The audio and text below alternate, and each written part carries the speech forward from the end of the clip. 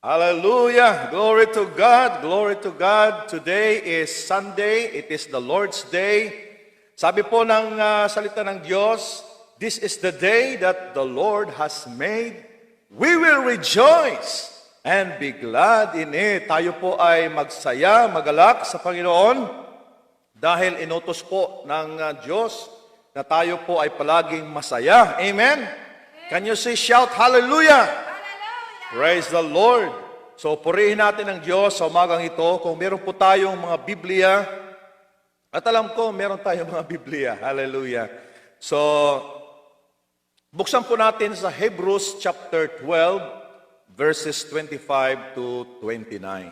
Yan po ang ating text sa umagang ito. So, good morning po sa lahat. Sa mga nanonood, sa ating mga kaibigan, sa lahat ng ating mga ka-Facebook, mga kakilala, at sa lahat ng nanonood, lalo na sa ating mga kapatiran, sa Jesus Our Refuge, sa Assembly of God. So we are live broadcasting from Tanawan, Leyte, Philippines. So glory to God sa ating mga kaibigan sa labas ng bansa. Magandang umaga po sa inyong lahat. Sa inyo, magandang gabi o magandang hapon. Purihin natin ang Diyos. So, buksan po natin sa Hebrews chapter 12, verses 25 to 29. Basahin po muna natin sa verse 25. See to it that you do not refuse him who speaks. If they did not escape when they refused him who warned them on earth, how much less will we if we turn away from him who warns us from heaven. Verse 26, Hebrews 12:26. At that time his voice shook the earth, but now he has promised, once more I will shake not only the earth, but also the heavens. 27, the words once more indicate the removing of what can be shaken, that is, created things, so that what cannot be shaken may remain. 28, therefore, since we are receiving a kingdom that cannot be shaken, let us be thankful and so worship God acceptably with reverence and awe.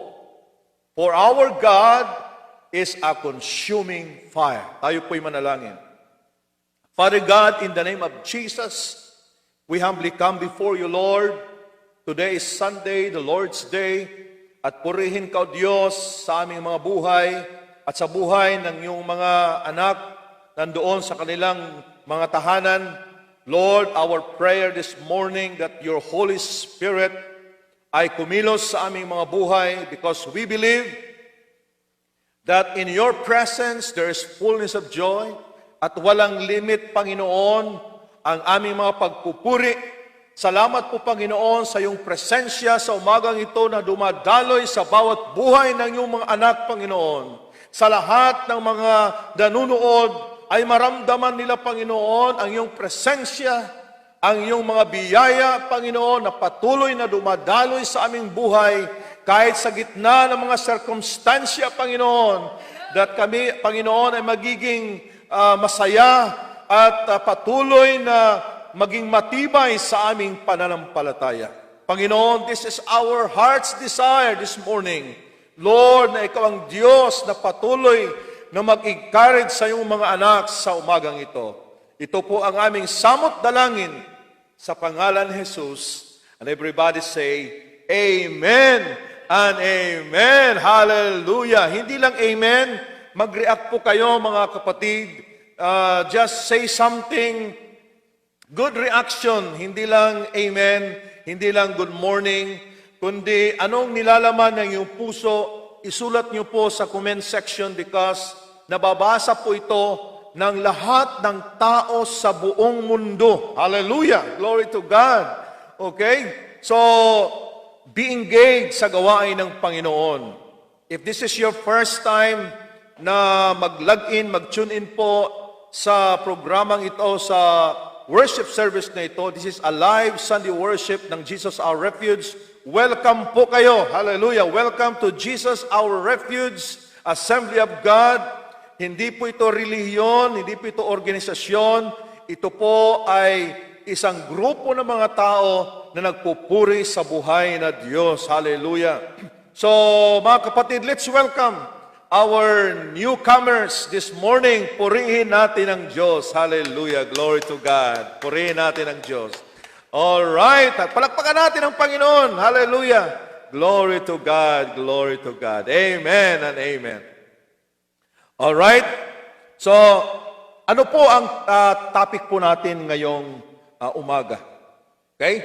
Ang ating pong topic is a kingdom that cannot be shaken. Sulat niyo po, a kingdom that cannot be shaken. Isang kaharian ng Diyos na hindi mayayanig. Amen? Isang kaharian ng Diyos na hindi mayayanig. Purihin natin ang Panginoon. Hallelujah. Pastora. All right? Okay.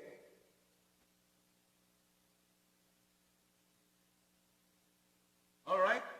I-adjust lang po natin sandali. Naririnig niyo po ako, mga kapatid, mga kaibigan? Naririnig niyo po ako? All right. Okay. So kung hindi ako naririnig, ano lang kayo mag-comment. Okay. Naririnig, Pastora? All right, okay. Praise the Lord. A kingdom that cannot be shaken. Sabi po doon sa verse 28, since we are receiving a kingdom that cannot be shaken. Ibig sabihin, mga kapatid, na tayo po ay merong kaharian ng Diyos na ibibigay ng Panginoon sa katapusan ng sanlibutan na hindi mayayanig, a kingdom that cannot be shaken.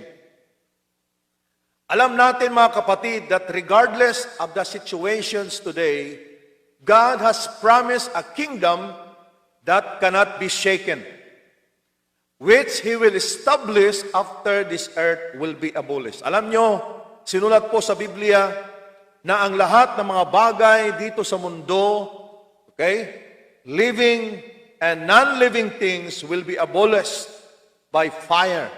Yan po ang katapusan ng mundo. Pero hindi pa tayo nandoon sa katapusan ng mundo. Papunta po tayo doon. Alam natin ang mga signs ng nalalapit na pagkatapos ng mundo. Ito nga ang ating mga live broadcast.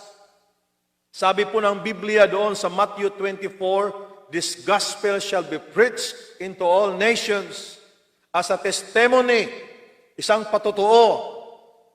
And sabi ng Biblia, kapag ito ang Ebanghelyo ay patuloy na ipahayag sa buong mundo, then the end will come.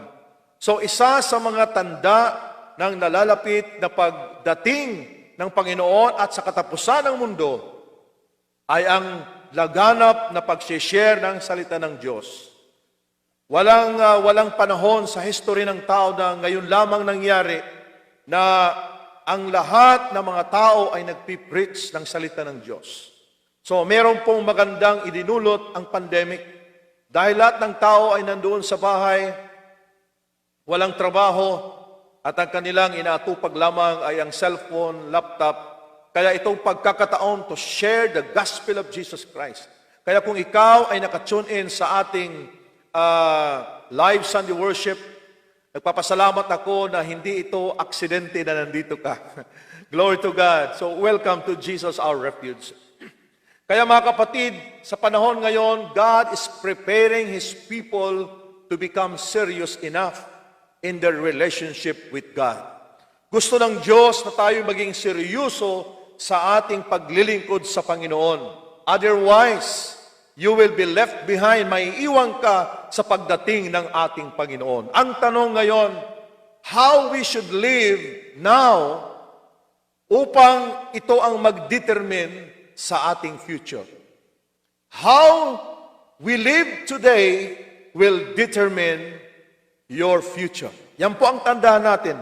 Kung paano ka namumuhay ngayon, yon ang mangyayari sa hinaharap sa ating buhay. So, hindi po tayo makakaasa ng isang magandang kinabukasan kung ang buhay natin ngayon ay hindi tayo namumuhay ayon sa kalooban ng Panginoon. So sa ating binasa mga kapatid, sa Hebrews chapter 12 verse 25, sabi po sa verse 25, see to it that you do not refuse him who speaks. Siguruhin mo na hindi mo igsasalikway. Sa wari-waray pa, yung igsasalikway, ano sa Tagalog? Ate Beck, yung igsasalikway. Huwag mong itatakwil. Okay? Anuman na sasabihin ni Lord sa iyong buhay. Dahil sa panahon ngayon, ang Diyos ay nangungusap sa puso ng mga tao. Ikaw man ay seryoso sa paglilingkod sa Diyos o hindi, ang Diyos ay nangungusap. So ang tanong ngayon, how we should live today? Because God has promised a kingdom that cannot be shaken. Ang ating mundo ay maabulis. There would be a time that our earth will be abolished by fire. Pero sabi ng Bible sa Revelation 21 verse 1, God will bring down a new heaven and a new earth. Hallelujah! Kung saan tayo ay maninirahan habang buhay na puno ng kapayapaan, puno ng katuwiran. Hallelujah! So ang number one na gagawin natin upang tayo ay mamuhay ayon sa kalooban ng Panginoon, because God is preparing a kingdom that cannot be shaken. Sa verse 25, sabi doon na siguruhin mo, see to it that you do not refuse him who speaks to you. So ang una po, you must obey him whenever he speaks. Kailangan ikaw ay sumunod sa Diyos sa panahon na siya ay nangungusap sa iyong puso. Don't refuse God if God is speaking to you personally. Okay? Balikan po natin ang verse 25. If they did not escape, pinag-uusapan dito yung mga Israelites sa panahon ni Moses. If they did not escape when they refused him, who warned them on earth, how much less will we, if we turn away from him who warns us from heaven? Kung ang mga Israelites noong unang panahon, when they heard the warnings of God, at hindi sila naka-escape sa punishment ni Lord, tayo pa ngayon, if we turn away from him who warns us from heaven. Lahat ng mga nakikita natin sa mundo, this pandemic, itong nangyayari sa sanlibutan, mga earthquakes, mga civil wars, mga pangyayari sa buong mundo na nangyayari ngayon, they are warnings from heaven.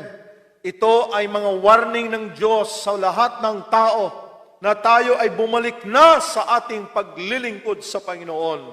Otherwise, may iwan tayo, masasama tayo sa paglipol, sa pag-abulis ng Diyos sa sanlibutan. Lilinisin ng Diyos ang sanlibutan sa pamamagitan ng apoy, according sa sulat ni Pedro sa New Testament. Alright? So ang number one, how should we live today? You must obey God whenever He speaks. Nangungusap ang Diyos. Minsan nangungusap ang Lord sa ating puso na tigilan na natin ang ating masasamang gawa. Tigilan mo na ang mga bisyo sa iyong buhay. Itigil mo na ang kasalanan na madali tayong nangihina. Lahat ng mga bagay dito sa mundo na siyang pumipigil sa atin na tayo ay mapalapit sa Panginoon ay dapat nating i-stop na, mga kapatid. Hallelujah. Dahil ang ating sitwasyon sa mundo ay hindi natin ito titigil. Patuloy ang Diyos na magwawarning sa ating buhay dahil nalalapit na ang pagdating ng Panginoon at nalalapit ang katapusan ng mundo. Yan po ang sabi sa Hebrews 12:25. Don't refuse him who speaks. Amen? Hallelujah. Number 2, hindi lang you must obey him whenever he speaks. Sabi po doon sa verse 26 to 27. Basahin po natin. Hebrews chapter 12, verse 26. At that time, his voice shook the earth. But now he has promised, sabi ng Biblia, once more I will shake not only the earth, but also the heavens. Verse 27, the words once more indicate the removing of what can be shaken. Sabi ng Panginoon, yayanagin ko uli ang sanlibutan, gaya ng nangyari doon sa Mount Sinai, nung nagpakita ang Diyos kay Moses sa isang burning bush, sa isang halaman na nag-aapoy. The mountain of Sinai was shaken. The presence of God shook the earth. At sabi ng Panginoon, the words once more in verse 27 indicate the removing of what can be shaken. Ang lahat ng bagay na nayayanig na nasishaken, matatanggal. Kaya kapatid, huwag kang magpayanig sa iyong pananampalataya. Tibayan mo ang iyong paglilingkod sa Panginoon. Sabi dito, that is the created things. We are created beings. Lahat ng ginawa ng Diyos will be shaken, so that what cannot be shaken may remain. Hallelujah! Kaya manatili tayo na matibay sa ating paglilingkod sa Panginoon, because what cannot be shaken may remain. Kung ikaw ay nangihina at ikaw ay mayanig, talagang hindi ka mananatili. Hallelujah! So, ano po ang pangalawa? Hindi lang na tayo ay mag-obey whenever He speaks. How we should live today. Number 2, be ready. Sabihin mo sa iyong sarili, I am ready. Kapag meron pong mga disaster, kapag meron pong mga sakuna, the word po ay be ready always. Okay? Number 2, be ready and be strong in the midst of shaking. Okay? Be ready and be strong in the midst of shaking. Lahat ng tao ay sineshake ni Lord. Okay? Whatever is your religion, whatever is your status in life, mayaman ka man, mahirap, okay? Mayamang bansa o mga developing countries, anuman ang iyong nationality, ikaw man ay Pilipino, ikaw man ay foreigner, lahat ng tao ay dumadaan ngayon sa pagyanig, shaking. Of course, merong mga earthquakes na natural na pagyanig. Hindi natin maiwasan yan. Ang sanlibutan, every day, okay, habang tumatagal, marami pong mga pagyanig ng earthquakes. Every day, there are recorded more earthquakes than yesterday. Bakit? Ito ay simbolo ng pagyanig ng Diyos ng sanlibutan. Pero hindi lamang pagyanig sa lupa, sa mundo, ay pagyanig ng pananampalataya ng Diyos sa Diyos upang makita ang kung sino ang tunay na mga anak at sumasampalataya sa buhay na Diyos. This shaking is also a spiritual happening. Okay? Na nangyayari sa buong mundo na lahat ng mga tao na sumasampalataya sa buhay na Diyos ay niyayanig ng Panginoon. Bakit? Upang ang matibay ay siya lamang magtatagumpay. Hallelujah. Kaya, the good news is, ang mga anak ng Diyos na connected sa Panginoon ay kahit merong mga problema, mga circumstances, na parang lindol na yumayanig sa ating buhay, sa ating pananampalataya, by the grace of God and by the power of the Holy Spirit, tayo ay mananatiling hindi mayayanig because God is with you. Hallelujah! God is in you. And the power of the Holy Spirit is within us to give us the power to overcome every circumstances. Purihin natin ang Diyos. Purihin si Jesus. Hallelujah. So be ready mga kapatid. Dahil sabi ng Panginoon, once more, I will shake the earth. Okay? At ang maiiwan lamang yung hindi mayayanig. Hallelujah. Kaya kung yung mga kunting-kunting problema, mga financial need, mga sakit, yan ay maliliit na bagay lamang mga kapatid. Kung ikaw man ay buhay ngayon, sabi ni San Pablo, if I live to the Lord. If I die to the Lord. So what? Kung ako'y mabuhay at mamatay, ang importante, I belong to the Lord. Kung ikaw ay nabubuhay at you do not belong to the Lord, pag namatay ka, you do not belong to the Lord. How you live today will determine your future. Huwag kang umasa na ang buhay mo ay magkakaroon ng magandang kinabukasan sa huling panahon kung ang buhay mo ay hindi namumuhay ayon sa kalooban ng Panginoon. Praise the Lord. Yan po ang number 2. So una, how we should live today, you must obey Him whenever He speaks. And number 2, be ready and be strong in the midst of shaking. Dahil marami pang mangyayari sa mundo. Although ang mga anak ng Diyos, we are protected by God, but we are not exempted to experience these shakenings na mangyayari sa buong mundo. At ang pangatlo, how we should live today, sa verse 28, Hebrews 12:28, basahin po natin. Therefore, since we are receiving a kingdom that cannot be shaken. Mga kapatid, ito ay future, but the moment you accepted Jesus Christ as your Lord and Savior, the kingdom of God is already in you. Kung ang hari ng mga hari ay nandyan na sa iyong puso, ang kaharian ng Diyos ay nasa iyo. Pero sinasabi dito sa verse 28, God will establish His kingdom for eternity that cannot be shaken. Wala nang mga sakit, wala nang mga sakuna, wala nang mga problema, wala nang kamatayan. And we will be living in this kingdom that cannot be shaken for million and million of years, for eternity. Mamumuhay ka kasama ang Diyos habang buhay. Ano po ang sabi diyan? Therefore, since we are receiving a kingdom that cannot be shaken, let us be thankful. So ang pangatlo po, be thankful to God in all circumstances. That's the way we should live today. Maging mapasalamaton ka, Diyos, sa tanan na imo kinabuhi. Do not murmur. Huwag kang magreklamo sa Diyos kung ikaw ay walang pera o nagkukulang. Parang sinisisi mo si Lord, Lord, ba't ganito ako? Mabait naman ako, kapatid. Mabait ka man, anak ng Diyos, o katamtaman lang, o ikaw may nangihina, lahat tayo ay dumaranas ng mga circumstances. So don't give up.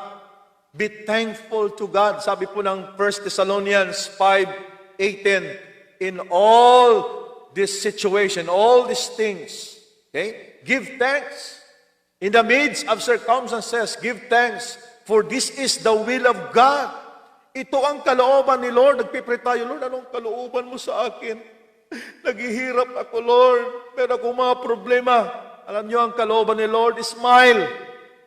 Just relax and rejoice in the Lord always. Woo! Hallelujah! Rejoice in the Lord always. Hindi dahil wala tayong pagsimba, manghihina ka. Pagkagutiya, iti mo pagtuo.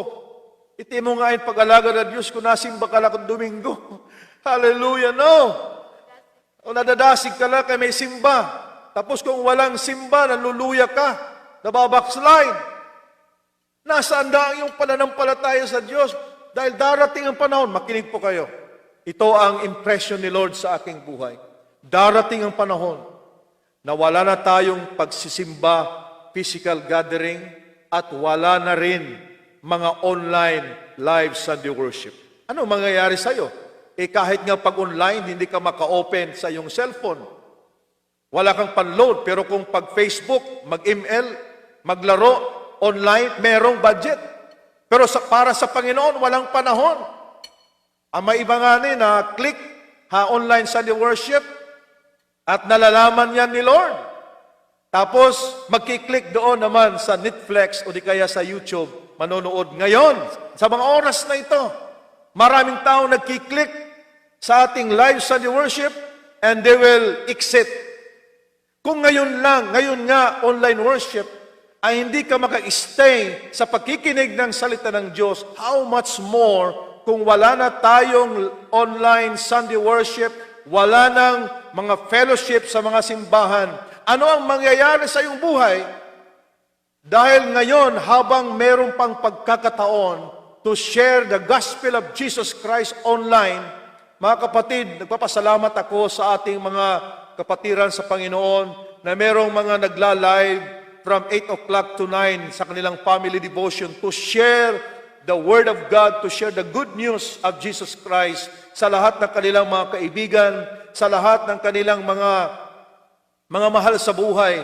I praise God for that. Dahil meron pa tayong pagkakataon, pero darating ang panahon na hindi ninyo maririnig si Pastor Joel na nagpipreach sa Facebook online. Dahil i-restrict na ng mga authorities na wala na tayong mga online Sunday worship. I believe this is an impression from the Holy Spirit. Kaya itong panahon ngayon, huwag kang i-exit. Huwag kang i-exit. If you click this online worship, stay in the presence of God. Amen. You stay. Otherwise, yung ating attitude ay hindi po kalugod-lugod sa harap ng Diyos. I know. Sabi ng isang Amerikano na pastor, tumawag sa akin, sabi niya, Pastor Joel, there's a sad news in America. Why? Yung mga churches na hindi na pinapayagan mag-gather sa simbahan, tapos yung pastor ay hindi na magpipreach, hindi na nag-online, sabi niya, wala nang simbahan kapag mag-normal bumalik ang mga Christian sa simbahan, wala nang sisimba. Bakit? Nandoon na sila sa malalaking simbahan, sa online live worship, kasi maganda ang banda, maganda ang music, okay? Tapos, maganda ang kanilang signal, pero we tried our best to reach out our brothers and sisters in the Lord, na kahit kami ay nagpupuyat, kahit kami ay hindi madali pag-prepare ng ganitong setup, mga kapatid. Kaya huwag kang i-exit, please. Dahil kapag mag-exit ka, hindi mo maririnig ang good news ng Panginoon. Hallelujah. Glory to God.